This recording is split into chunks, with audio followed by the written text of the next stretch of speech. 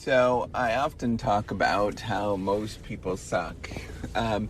If you look at the distribution of performing anything, there is 80% of the people don't really do anything, 20% of the people actually do something. And this is really normal, even if you're looking at the elites. We always have that same sort of distribution where there's always like 20% difference, or 20% of the people are sort of generating 80% of the outcomes. So this is called a Pareto distribution. It's a power law. It's completely normal to see this kind of behavior with a lot of different things. And, why is it that actually happens? Why do you get this kind of weird distribution where you get like 80% of the people actually not really doing anything? And to me, a massive reason behind this. So a huge part of what's going on there is things where somebody is getting reinforced over time, and that's going to drive these sort of weird differences where you get a power law distribution typically. And to me, what is going on there is that we don't get access to the same opportunities, right? I strongly believe that we don't have a lot of differences individually. Well, we do. We have some differences individually, but over time that these differences get massively compounded, and it creates inequitable distribution across people in terms of their efforts and what they can do, and what ends up happening to them. A number of different things like that, right? Like, you name it, you're going to get these kind of outcomes that happens. And because of that, the end result, if you just look at a sample of people of performing some particular thing, you're going to see that most people actually suck. They don't really get it. That they are not high performers in any sort of way. And the reason is because, they are not getting access to those opportunities. They're not being taught in the same sort of way. There's lots of different underlying factors, but just really thinking about what are the processes that are driving these outcomes where most people actually truly suck.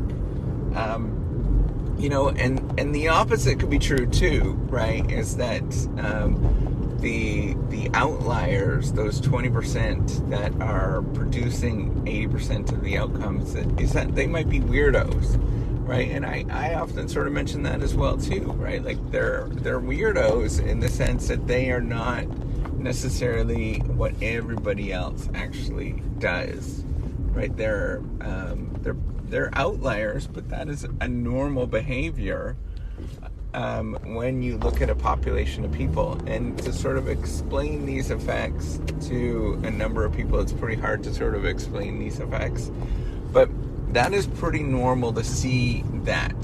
If you just look at real data across, real people, that's not survey data, but real people across real data across real people of anything, you're going to see these effects. And it's because of these underlying processes that are driving people in different ways. And it really comes down to people just get access to different opportunities, right? And that is a big thing, right? Like, if we want to change how things happen, we need to start figuring out how to remove some of those barriers where people are not getting access to those opportunities. And those barriers are not necessarily like, structural barriers and all those kind of things, but it's kind of implicit things that are going on that are much harder to tackle, right? Like things like culture and how people view themselves. You're going to get weird resistance from people that actually it could benefit them. Like there's a lot of There's a lot of things going on. It's not necessarily just like, things are completely unfair with the system, although that they are, but it is because there is interesting dynamics that are going on behind it as well. These implicit things that are super hard to change because people prefer that, right? Like you asked,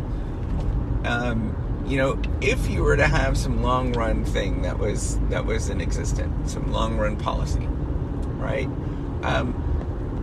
60% of the people are not going to like that long run policy, right? That's penalizing them. 40% of those people are actually going to like that policy and say that they really prefer that thing. So what you're going to see, and even though it's actually hurting them, and what you're going to see is it's very difficult to change any of these barriers, these sort of challenges to opportunities. And I want to quickly remind everybody, like, part of the reason why people feel like they can't do anything or they're not doing anything, a huge part of the reason is because that they are not being told that they can. And that in of itself is a barrier, right? Like, don't forget that. Like, knowing that you could do something, that you have that opportunity there to do that thing, that's a really big opportunity that we forget about.